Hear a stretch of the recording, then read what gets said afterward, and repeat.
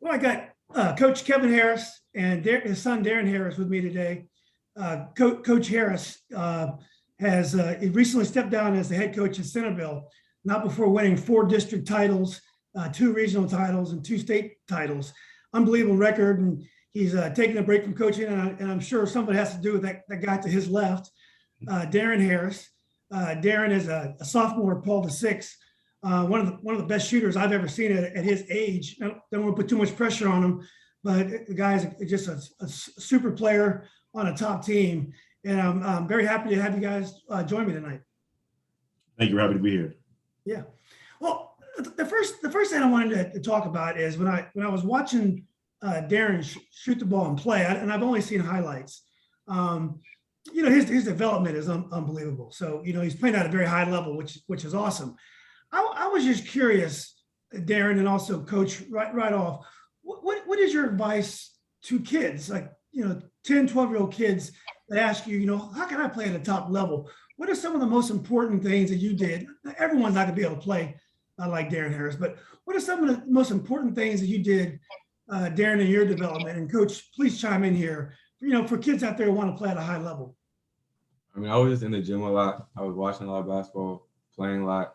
I was just around basketball a lot, so I picked up a lot of things. And of course, I was working hard in the gym too, working on the right stuff. So it ended up paying off. Coach, you want to add something to that, or? Yeah, I mean, what I would tell young kids and what I tell kids that either I coach or that come to our camps, or just be consistent with your work ethic and work on shots you're going to take in the game and things you're going to do in the game. And I mean, all these things that you can do in the gym by yourself, these creative things that are, fancy and look great, are once in a lifetime kind of highlight things. You'd rather have things you can do 5 or 10 times a game. And when you're developing young players, how much, Coach, when me and you played, you probably did a lot of pickup, like I did a lot of pickup. Right. And I don't think there's the same opportunities are there for kids these days. So how much when you're developing a player like Darren, how much of his time is just spent playing playing ball with the guys, even playing 21 like we used to do, and how much of it is actual training, working on shots, and really thinking about development? From what I see, the way basketball is going, especially the youth basketball, there's not a lot of pickup going because there's so many games being played year round. Mm-hmm. I mean, when we were playing, we didn't play year round. I played football in the fall, basketball in the winter, and then baseball in the spring and summer.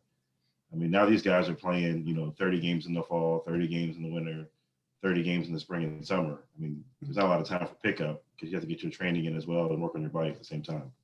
Yeah. Well, I have a son who plays midfielder for Yorktown, and they got to the state finals. He's a good player. He's not a Darren Harris, but he's a solid midfielder.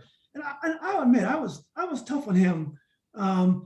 His soccer was almost a partnership. I never played soccer, but I was very invested in his development. We did training. We went to camps. We went overseas 3 or 4 times.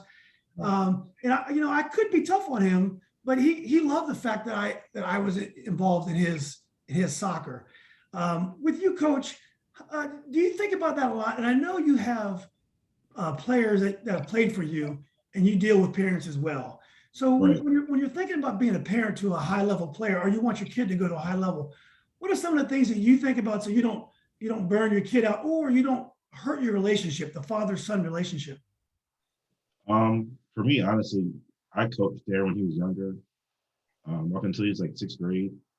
So we had that dad coach dynamic. Excuse me. And I mean, I was tough on him as well, and I still am. But now it's more or less if we get in the gym together, it's to get shots up, or to stay loose, or to work on certain things. And it's not like I'm nitpicking on small things. Or he's reached a point in his playing career where he's getting enough instruction and practice from his coaching. I'm not going to step on their toes to do that. Yeah. I'm just going to help where I can. Darren, is that how you see it too? Yeah, for sure. Yeah. So to give you an example, if my son makes a big mistake and a goal is his fault or something like that, I would never say anything or something like that because he hurts bad enough. So it's almost like with my son, I'm probably tougher on him when he's done pretty well in a game, and I try to just give him a couple things to think about. Again, he knows more about the soccer than I do, but I try to balance it out because sometimes, Coach, when they're hurting, because you've been there, you played yourself as that Right. something you think about as well? Like, you know what? Darren probably didn't feel that great about that game.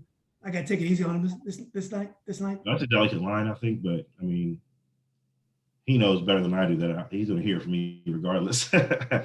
I mean, I try not to be too hard on him, but at the same time, if I feel something needs to be addressed, I'm going to address it. I mean, he's really good about accepting criticism and giving feedback himself on the game as well. So, Yeah. Darren, do you look forward to that critique after the game? Is it something you want to hear, or do you want to think about it a little bit yourself first, and then maybe a little bit the next day hear about it from Dad? I mean, sometimes, like, most of the time I know what I messed up on, what I need to work on. So, like, hearing from him was just like confirmation. But sometimes he gives me like new stuff to learn, new stuff to think about. So yeah, well, that's good. Whatever you guys are doing, you just keep doing it. It's a joy. It's a joy to watch. Well, let's talk about Coach a little bit, because I know Coach played locally. I believe you played for Herndon, Coach. I played for Falls Church. Oh, I'm sorry. You played for Falls Church. Is Tony your cousin? Tony Harris? My uncle. Okay. My uncle. So Tony and I was a year behind Tony. We grew up playing Little League football together. I have photos of us playing football. Tony was an unbelievable tight end. Unbelievable tight end. I don't think he ever played high school football. I don't believe he did. And then, I think he started at Falls Church and went over to Fairfax. He was a beautiful player. I mean, he talked about shooter. He shot the ball a little bit like Darren shoots it, but he didn't have Darren's quick release. But he had a quick release, not as quick as Darren's. But anyway, let's talk about you growing up and how you got started in basketball, some of your coaches and some of your influences. Well, kind of like Darren, my dad was my first coach for pretty much every sport growing up in youth leagues. That was Tony's brother. That was Tony's brother. Your dad was Tony's brother. Yeah, my dad is Tony's brother. And I played football up until my sophomore year of high school. I broke my arm, and then that was it for that. I played baseball up until freshman year of high school. AAU basketball kind of interfered with that, so I had to pick one at that time. But I mean, just my experiences growing up playing sports, I mean, it's just something you grow up doing, and you form lifelong relationships and friendships with guys and families that you see down the line. And like some of those guys are coming to Darren's games now and watching him play, so it's really special. Isn't that great? Who did you play for at Falls Church? Who was it? Tony. Tony was coaching there? Okay. What's your father's name? My father's name is Bill Harris. Oh, yeah, okay. I know him. Yeah. He assisted Tony for a couple of years over there. Yeah. Your father used to hit me with some elbows in a pickup. They had a, yeah, he was tough. We got along, but he was tough. Yeah. So did you have any indication, Coach, at that time you'd be a coach one day, or you were just playing ball like anybody else? I mean, at that point, pretty much everybody in my family had coached, a sport or basketball or, something. I was like, I'm probably not going to coach. I see, it's a long time commitment, and, you're spending a lot of time away from your family, and especially the high school level. But I mean, then when the time came, I mean, it just fell into my lap. Right. I started coaching. What did you learn from Tony that you use today? He was a good coach. A lot when I was refereeing, and it's been a while, sometimes he wasn't at teams that didn't have a lot of talent, but his teams play hard. They were kind of a reflection on him. They were hard-nosed, no-nonsense teams. Maybe that's what you learned from Tony as well, huh? Yeah, I mean, honestly, like seeing where he took Falls Church for my junior year when we got there, I think the previous 2 years before that, they had won like 4 games total. Mm-hmm. And then I think we won 8 my first year, and then 16, and then I graduated. And the following year, they went undefeated in the national district and won the championship. Is that right? Okay. What year was that about? That was 03. Was it? Okay. Oh, awesome. That's their only district championship in Falls Church. I mean, that to me is like you take a program from nothing and you go undefeated. 4 years later, that's great. Yeah. I mean, Falls Church had been good in year. They were good when I was in school because they had, I think Tony played there a year or so, and then they had Dobson. They had Bobby Dobson's older brother played there, and they had a guy named JJ Kelly or something. JJ Brooks or JJ. They were good way back then. Okay. So, Coach, your wife played basketball as well. Did she grow up around here? Yeah, she grew up around here. She went to Marshall. She played for actually Coach Clemenstein at Westfield. Okay. She played for her at Marshall, and she did well there. And she went on to play at Davis and Elkins in West Virginia. Okay, Davis and Elkins. And then so you went over to George Mason, right? Yeah. Okay. Did you play a little ball there? Or? Yeah, I walked on there and played a year for Coach Larranaga. Oh, you played for Larranaga? Yeah. Yeah. So when I went to UVA, and he was an assistant coach there, so I used to play pickup with him a lot at lunch. He was a good player. I mean, he was he was 20 years younger than when you saw him. When he was young, he was a basketball player. Yeah. Right. So at George Mason, you probably started thinking about, you're probably getting closer to coaching and stuff. And what did you learn from Larranaga as a coach that you would use in mentoring your son and also coaching Centreville? So crazy thing is his son was on my team. John was on my team at George Mason. So seeing their dynamic as player and coach, and I mean, it's nothing different than I'd seen growing up from my parents and my family and uncles and cousins and everybody. But at that level, the Division I level, I mean, you see how important film is and studying your opponents and, you know, making sure your body's right and off-season work and preseason stuff and individual workouts, things you really don't see that we're not allowed to do at the public school level. That once you get to college is really important. And coach, were you a shooter? Were you a shooter also? No, not really a shooter. I mean, I could shoot decent, but I wasn't like a knockdown shooter. That's a mom's side of the family, the shooting. You're like snickering right here. Yeah, so, well, good. So, Roxy is your wife, is that correct? Yeah, Roxy. So she played at Davidson Elkins. What position did she play? How did she do there? She played on the wing. She did decent. I mean, it's a small D2 school, so she went out there for experience. And okay, right. we have jokes. We play 2-on-2 as a family now. It's for fun. Okay. Oh, you have a daughter She's also? the most competitive person in our house, probably. Okay. Oh, you have a son. You have another son, right? Yes. Yeah. Jaden. Oh, okay. And are you as tough on him as you are on Darren? Of course. Okay. That's part of the household, you know. So, yeah, exactly.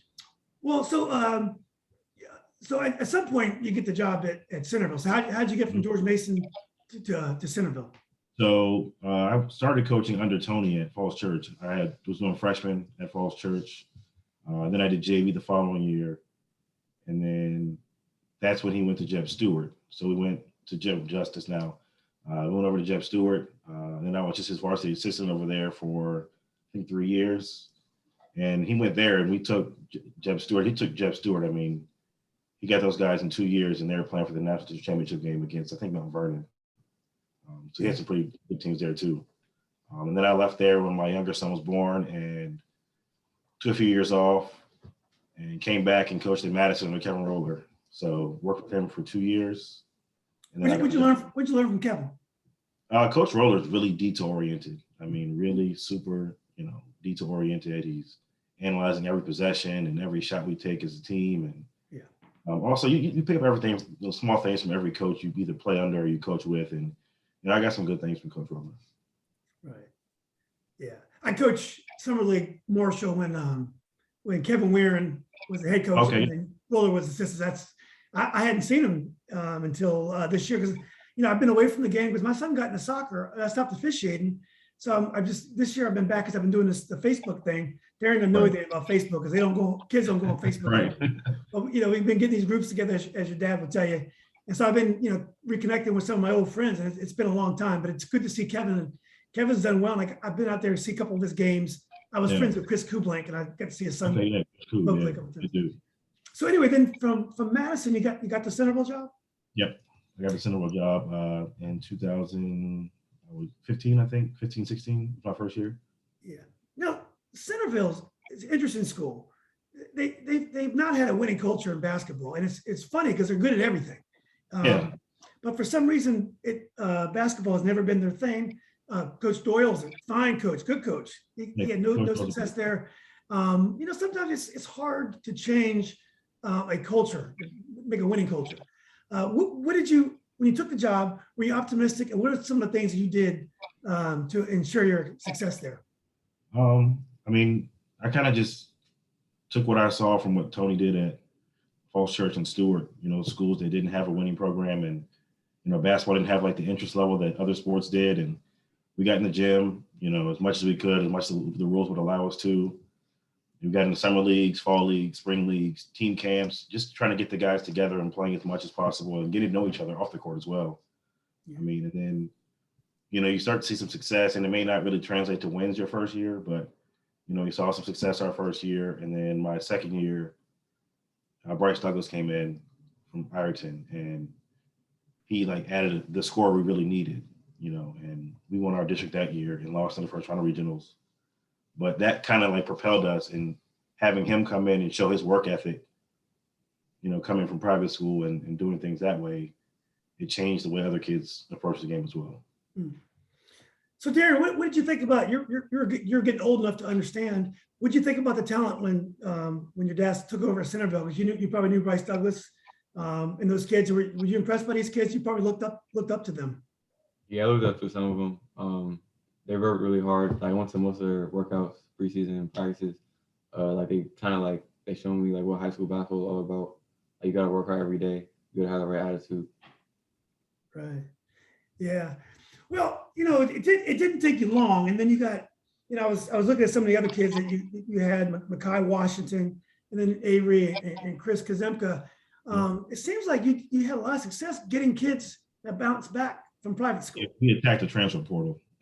Yeah, exactly. You probably invented it, but you got kids that were bouncing back from private school, which Coach Ewell talked about this when I talked to him. He said that one of the best things some kids can do is they go to private school, they go there and they realize it's tough there, you might not play, and they end up coming back and they're grateful and they end up doing well at the public school.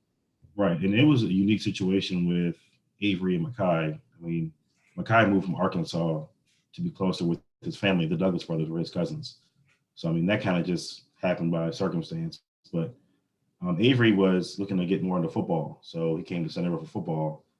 And, I mean, that was just, incredible for us to have him come in and, impact our team from day one. And with Chris, he came in and kind of like Bryce, his work ethic, his leadership ability. He's a great kid. I mean, you interviewed him before.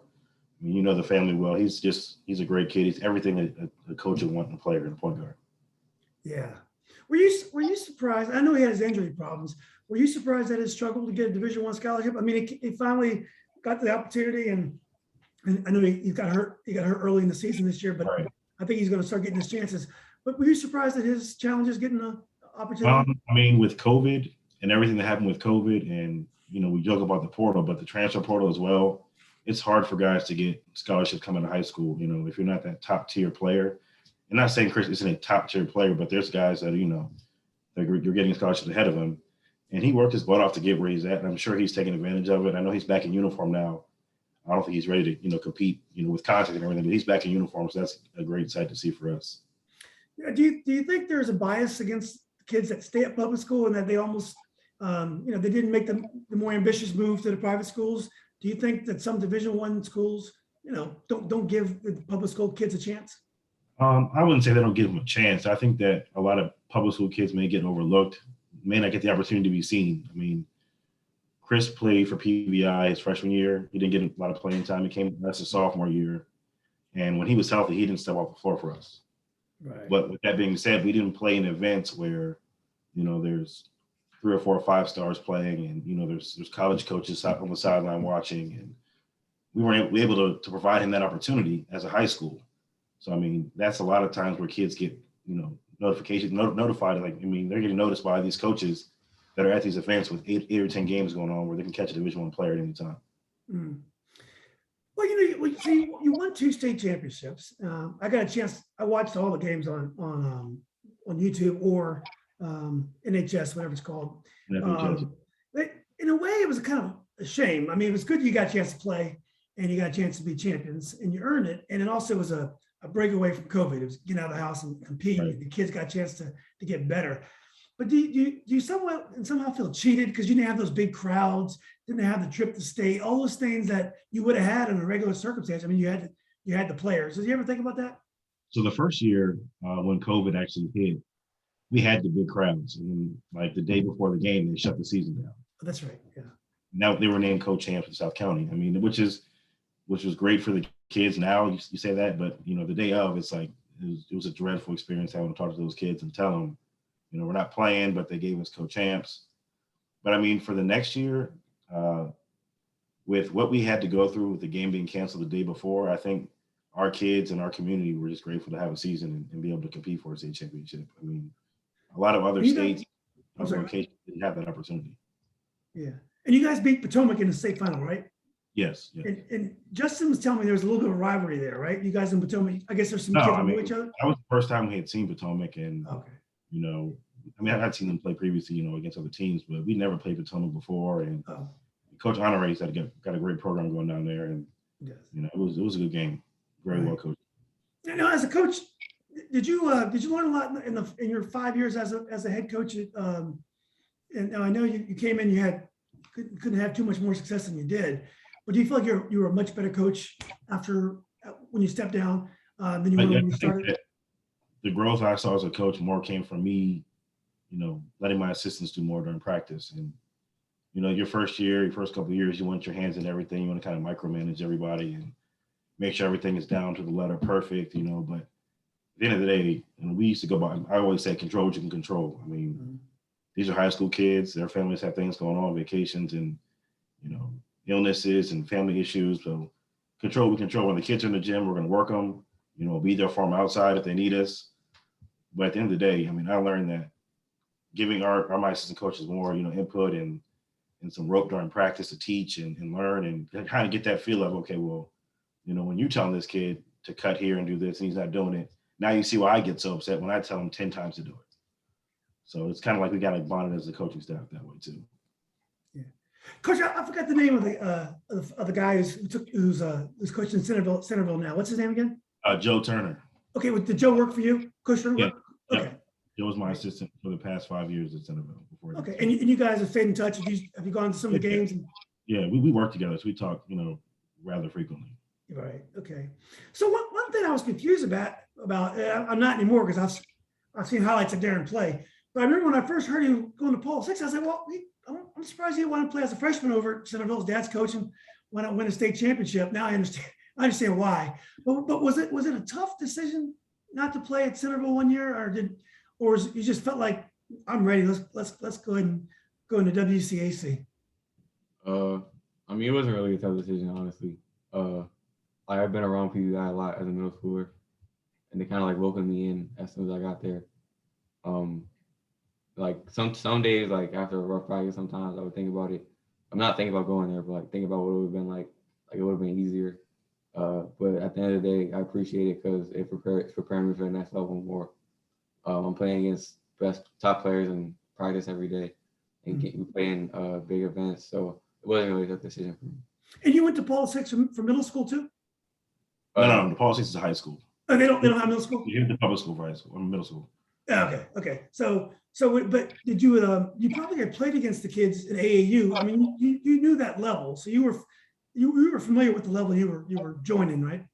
Yeah. Right. So when you go over to Paul 6, and then when you start practicing, was it intimidating at all? Because I know you had the guy Trevor Keels at Duke. Your first, he's at Duke now. He was there your freshman year, and you have your current teammates. You got Doug McDaniel and Deshaun Harris Smith. And many others as well. Was there any of an adjustment period, or did you feel like right away when you went in there, you were ready from day one? When I first got there, it was a little bit of an adjustment period. Right before the season starts, the off-season workouts. I was just trying to find my role, trying to figure out how I could help the team. And my goal was to make the starting lineup for a season.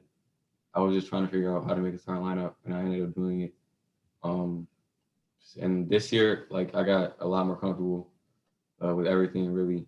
In practice, I feel way more comfortable. In games, I feel more comfortable. I'm definitely more trusted. I trust my coach. I trust everybody else a lot more too. So when you were a freshman, I remember when Tommy Hamaker, he was one of the most high-profile freshman starters around. Back when I played, he was a year in front of me for Woodson. I remember people try to intimidate him a little bit. They try to, just be tough with him. But he was a Bailey's Crossroads kid, so he could handle it. But they did test him. Did you feel like as a freshman they were going to test you? Yeah, in practice a little bit, but mostly in games, they would try to attack me because I'm a freshman. They didn't really know what I would do on defense or offense. So they would just try to attack me every day. They didn't really know the other team. I wasn't on the other team's scouting report, so they would just try to attack me every game. Yeah, but I think the reality of this, and Coach, you may have an opinion of this also. These kids nowadays that play AAU, the level is so high that they know what to expect. It's not like, WCAC is probably one of the best conferences in the country, if not the best. But it's no surprise to these kids who play AAU, right? This is what they've been doing for a couple of years. Yeah, it's high level basketball played year round, but I think And what he learned and a lot of freshmen and sophomores learned that first year. I mean, last year for them, they didn't play a full season, just like we didn't.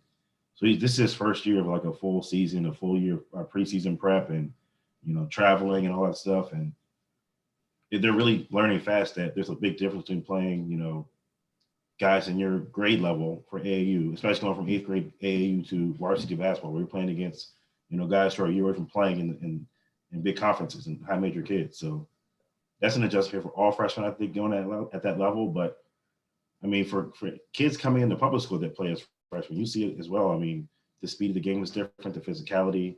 I mean, like he said, scouting reports. I mean, in 8th grade AAU travel ball, teams do scouting, but they don't know, like, this kid loves to go left and, he's going to pull up when he goes right, and you want him to catch and shoot, and just things like that the kids aren't really prepared for. Yeah. Yeah. Well, that's great. You're able to step in there and do your thing. And did you guys get, how many games did you guys get in as a freshman? I think 13. Okay, that's not bad. And did they have playoffs in the WCAC last year? No. Okay, yeah. Well, at least you got a season, and you went back to AAU. What about your coach, Coach Furello? I know years ago he used to be at Eleanor Roosevelt in Maryland. I remember they had quite a run over there. What's he like to play for? And what have you learned from him? I mean, it's great to play for him. I love it. He pushes me every day in practice. I'm close with him off the court and on the court. I can trust him off the court. And like he just always prepared me for the next level. He knows where I want to go, like get to. And he tells me like how great I can be, like all the time. And that's why he pushes me so hard. Right. Yeah. And does he? I mean, the good thing about having a coach like that is, unlike a lot of the public school coaches, even the best ones, he has a lot of experience with Division I caliber players, dealing with the recruiters, all those things you got to deal with. He's probably dealt with it for what, 20, 30 years by now, Coach. So he can really advise you through those kind of murky waters. Is that right? Yeah. Yeah. His experience, I mean, his track record speaks for itself. He's putting kids in colleges, and he's pushing them academically as well. And it's a perfect fit. Yeah. Does it? I know this was a good time for you to take a couple of years off, but Coach, do you miss coaching? Do you miss being on the sidelines and making those big decisions? I still coach. I coach my younger son's team now. I wasn't out of it too long, so I mean, I jumped back into it with my younger guys.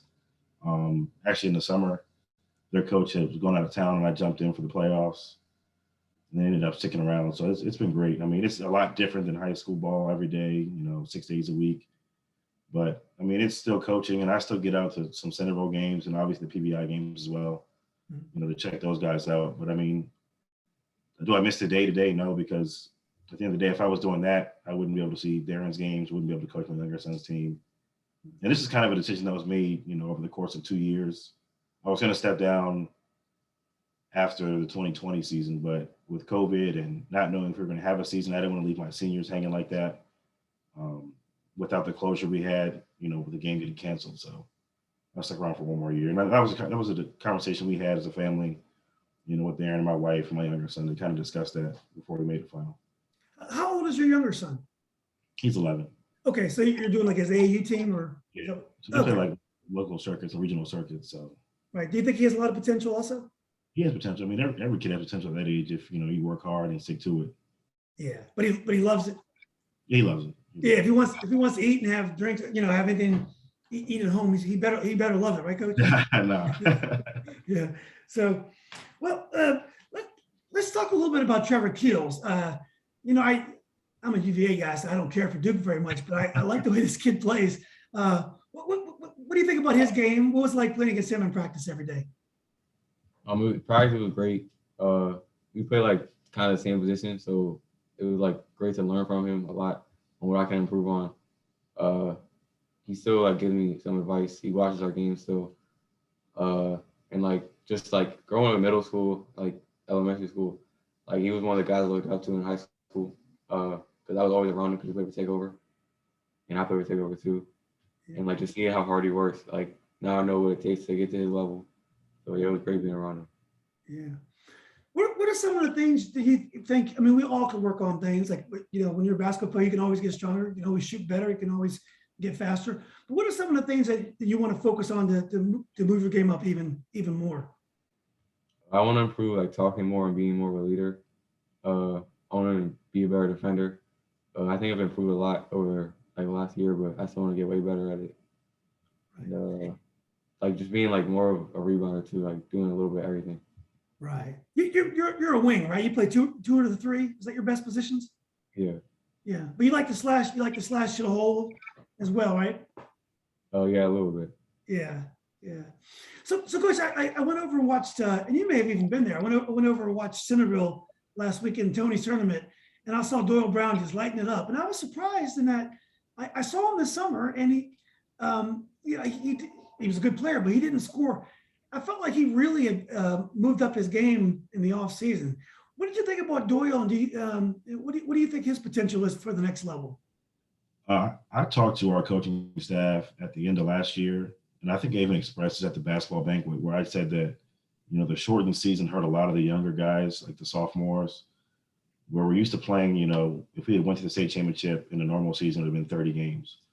We only played 16 last year. So those are games where Doyle and those younger guys would have got an opportunity to get up and play and get more game experience in. And you kind of saw, like you said, in the summertime, you kind of saw them turn the corner. Really in the fall league, I think, it was really turned the corner from hearing from Coach Joe and those guys over there. But, Doyle's potential, he's a lot of potential. He works hard. He's a good kid. He's a good teammate. And he's a kid who came off the bench for us last year and played a lot of minutes in some games. He didn't play a lot of minutes in other games, but it wasn't because he wasn't skilled enough. He can play the game. He knows how to put the ball in the hole. But, what we were doing last year, we had 16 games, and I think 8 of those were conference games, district games. And then we scheduled Paul VI. We played Hayfield. We had a tough non-district schedule. So it wasn't a lot of room for, getting extra time for those younger guys. Right. And Darren, back to you again. What are some of the places that you played that have been particularly exciting? I know you played some tournaments. I think you guys even went to Hawaii. Did you guys go to Hawaii and play? Why don't you tell us about some of the big games and big tournaments that you played and what that experience was like? Last year we played at St. James in the NIBC for a weekend. We played Sunrise Christian and Houston High School from Memphis. Sunrise, it was a good game to play in because they have Kennedy Chandler, who's at Tennessee, Grady Dick, who's at Kansas. It was just great to be on the court and guarding all those dudes because that's where I want to get to one day. And this year we played a Hoops Fest. That was a tournament I grew up watching, so I couldn't wait to play in it in front of fans and against good teams too. And we went to Delaware this year. We played at Imhotep. And then Hawaii, we went for a Christmas tournament. It was really good, really fun to play in. And these are experiences you couldn't get if you played public. You're playing a schedule like a college team plays. So it's the opportunities are almost endless. It seems like for you at Paul VI. Yes, part of the reason I went there. I just couldn't wait to play in big games. Yeah.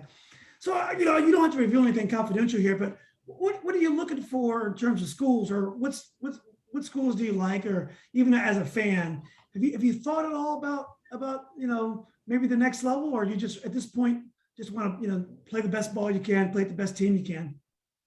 It's a little bit of both. Sometimes when I'm on the court, I don't really think about it. I just think about how I can win that game or do good at practice. When I'm bored, sometimes I'm in my downtime, I think about it a lot because it's a big decision, and I know it's coming up in the next couple of years. I just want to go to a school that wants me a lot. I can tell they want me. It's like a family atmosphere. I want to play in a big conference, play big schedule, and yeah. Yeah.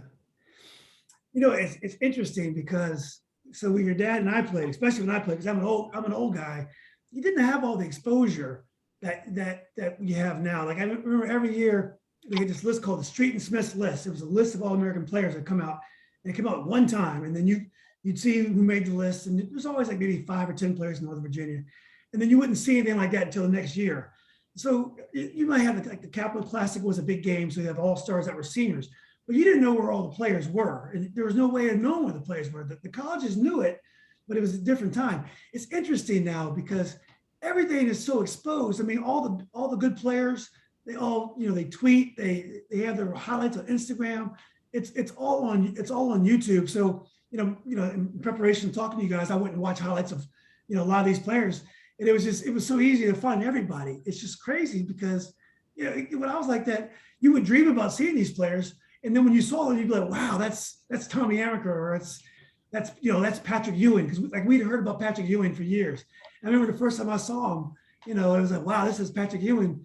But I mean, nowadays you can see whoever you want to see whenever everything is like so exposed. Right. And I think another thing is the kids all play against each other. I mean, with, EYBL and other circuits that are going on during the spring and summer, these kids see each other for, 3 or 4 weeks out of the spring and summer, and they're playing against each other. So when they go their separate ways for high school seasons, I mean, they still keep in touch with each other, and they're still watching their games. Like, you can turn the TV on at any given moment, there'll be a high school game on, which is crazy because even when I was playing, I mean, you didn't see a ton of high school games. So it wasn't until really LeBron and those guys came along, they started televising high school games on TV. Yeah. Well, Coach, what do you think about, so your son's going to be ready to go to college when it's his time, but what do you think about parents that they prep, they hold their kids back a year? What is it called what's the name? Yeah. What do you think about parents who make those moves to try to give their kids more opportunities? I mean, how do you advise parents that come to you with those kind of questions? I mean, this doesn't apply to Darren. Darren will be ready, but generally, how do you address those? I think everybody's situation is different. And at the end of the day, my advice to them, or what I would say, is do what's best for your kid and your family. I mean, if you think that your kid has a legitimate chance of benefiting from that extra year, then by all means. I mean, but at the end of the day, that year can't be wasted if he's not going to be working or she's not going to be working. If they're falling behind academically, you don't want to waste that year because you don't get it back. Right. You can reclass and try to go to a prep school, but most prep schools aren't going to take a kid who's already a year older. Exactly. Yeah. Yeah. And Darren, how about you? Do you think one day you'll coach when your playing career's over, after you've been 10 years in the NBA and made millions and millions and bought your parents new houses, new cars? Do you think you'll get into coaching? I don't really know. I think I have a high basketball IQ, so maybe I can use that to benefit others, but I haven't really thought about it a lot. Yeah, just first things first. Let's get to the next level, right? Yeah. Yeah. And Coach, last question for you. I know when someone who's had your success is not done coaching, and I know you're coaching AAU now. Do you have any idea what your next your next big job will be, or what are your interests in basketball going forward?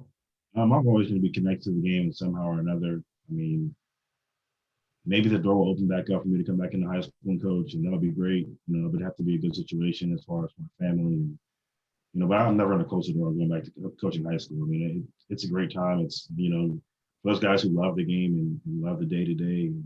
It takes, coaches will tell you, man, those summer days or spring days when you're in the weight room with 12 or 13 guys and only 3 of those guys played for you, you come back in open gym and you got 60 kids and you got 10 kids breakdancing in the corner. I mean, it's kind of tough, but at the end of the day, man, you love it. You love to be in the gym with kids and see the kids grow from year to year. Yeah, one of the biggest regrets I have is I didn't get into coaching. I always wanted to get into coaching, and I did, and I played at Robinson, and then I coached summer league in AAU. And then I officiated for many years. But as a career, my biggest regret is I didn't spend more time coaching, because when Facebook came out and I started connecting with my old players, I'm friends with all of them, and when you hear, and I know you've heard this too, when you hear kids when they play back to you things that you said to them or advice that you gave to them, or they just tell you how much you meant to them, that's a very special feeling. It's hard to match that. Yeah, for sure. I still talk to kids that I coached at Falls Church, like on a freshman team, and Jeff Stewart way back in the day. So it's definitely rewarding down the line. Yeah, you're very lucky, and you've done great, unbelievable records. So congratulations, and also raising 2 fine boys. So, well, look, guys, this has been great. I really appreciate your time. I've only talked to 2 high school players since I've been doing this, and both of them are connected to Coach. It was Chris and Darren, two great guards. So, I wish you guys the best the greatest success. I'm looking forward to following your career, and hopefully, if COVID doesn't go crazy here, I'll try to catch one of your games live and take some pictures too. Thank you. Thank you for the opportunity. It was great. Yeah. Let's keep in touch. And Coach, thanks again for participating on our group. We'll do. No problem. Man. Yeah, Appreciate we'll be in touch. All right. Have a good one. All right, guys, thanks.